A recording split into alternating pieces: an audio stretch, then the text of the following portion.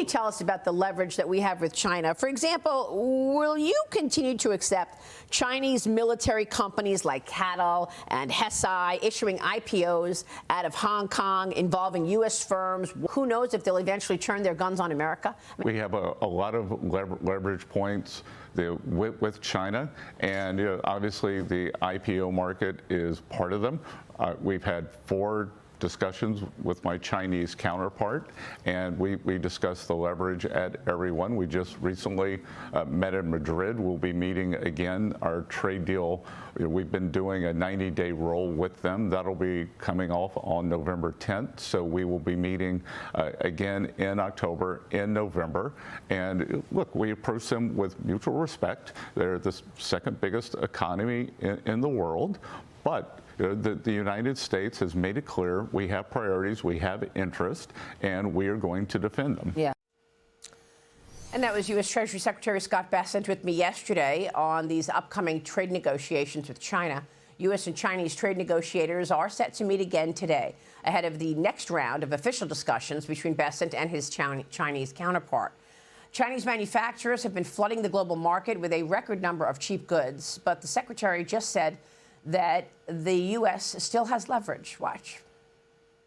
What can you tell us about the rare earth minerals flow from China? Is it going to flow? It is flowing, and look, we're not without levers on our side. We have plenty of products that they depend on us for, so there is a back and forth. We do not want to decouple from China. We need to de-risk. And in terms of those rare earth magnets and minerals, they were pushing back. What is the leverage point? There's a big group of products. It could be aircraft engines and aircraft parts. It could be certain chemicals that are used in production of plastics. It could be the ingredients for silicon. It's a wide range. Joining me now is the Gatestone Institute Senior Fellow, Gordon Chang. Gordon, good to see you. Thanks so much for being here. I know, you've been pretty harsh in terms of saying, look, don't sell the chips to China, but we actually have to have an agreement here.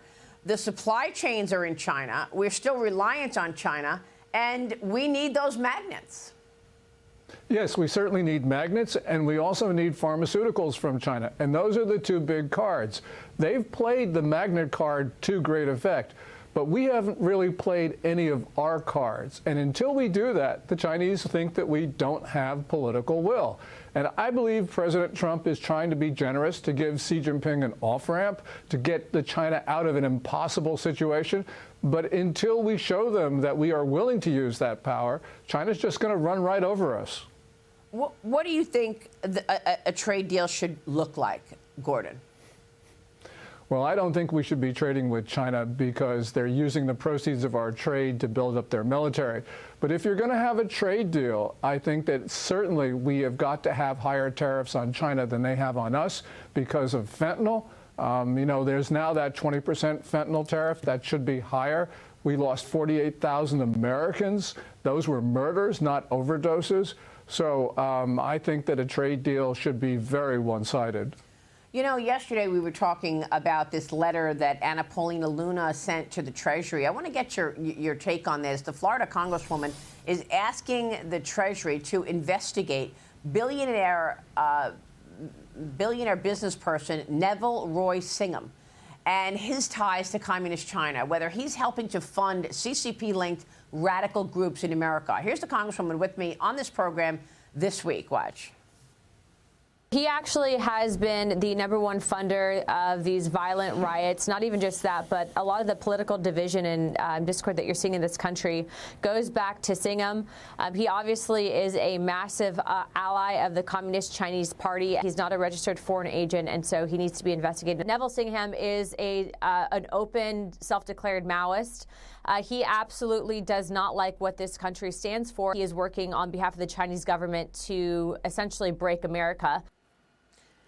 Gordon, it's not always obvious at the time that some of the violence that we see in America originates from radical groups who are prodded on by Communist China, our #1 adversary. And I feel like there's been this, this string of just Maoism raging through this economy. And, it does originate there. What about these people like this individual she's talking about? Well, Neville Roy Singham, he's an American citizen, but he is in Shanghai. He's protected by the Chinese regime. And it's not just people like Singham, it's the regime itself. Now, we've got a way to deal with this. We could freeze his assets, as Secretary Bessent has talked about, but more important, we need to go after the Chinese banks that are handling this money, which is used to fund violent acts on American soil. But we know that these Chinese banks do more. They have taken over money laundering for the fentanyl gangs. They've actually taken over money laundering around the world, according to federal prosecutors, because these Chinese gangs use Chinese banking apps. And that means the Chinese regime knows what's happening, because no one could do anything through a Chinese bank without the knowledge and approval of the Communist Party from the top. But these Chinese banks, they also handle money for Iran and North Korea, and we can designate them pursuant to Section 311 of the USA Patriot Act to be a primary money laundering concern. That would mean that no U.S. bank could maintain a correspondent relationship with them, which means that they'd be out of the business of handling dollars. We have basically given the Chinese banks de facto immunity from U.S. laws, and so they've taken the advantage to the hilt. We need to stop this immediately. By the way, President Trump in June 2017 did use a Section 311 designation against a small Chinese bank. We need to go after the bigger banks. Unfortunately, when you look at how China is operating, it's aligning itself with our other adversaries, like Iran. Iran is selling oil to China. That's going to continue, even if the UN snapback sanctions are imposed again on September 27th. China accounted for nearly 80% of Iran's oil exports last year. And those snapback sanctions accused Tehran of failing to abide by the 2015 deal, which was supposed to stop the country from developing a nuclear weapon. Your thoughts? Well, China has been backing Iran for decades, including providing all that Iran needed to develop nuclear weapons. So it proliferated that technology and proliferated materials. There is a new report from an ex-Mossad official that details China's support for Iran, weapons and weapons parts, and also China's support for Hamas and Hezbollah. We also know that separately that China supports the Houthi militia as well. So that's all three of Iran's main proxy backers. This is really at the point where Iran would not have been able to assault Israel on October 7th were it not for China's support, which has been almost all in. China provides everything Iran needs except for soldiers. And this is a relationship that we can break as well, because it also involves money in the banks. All right, Gordon, we'll be watching this developing story on and on. Thank you, Gordon. Gordon Chang, stay with us. We'll be right back.